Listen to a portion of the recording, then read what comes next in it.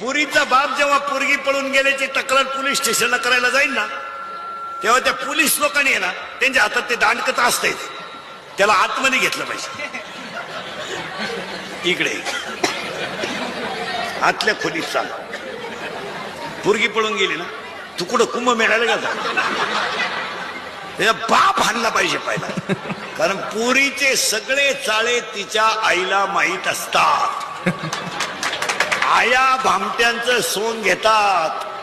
आपली मुलगी 3-3 तास मोबाईलवर बोलते.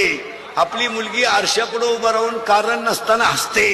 1-2-3 वेळा पावडर लावते. म्हणजे आपल्या पुरीला काही पांडुरंगाचा साक्षात्कार हो राहिला का? पोरगी पळून गेले, आई म्हणती मला अंदाज आलता, तू काय जपाला बसली होती का?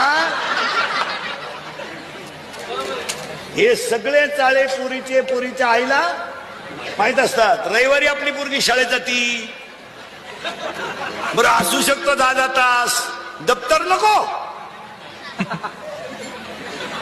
ही बिगर दप्तराची ट्युशन कुठं निघाली बाई?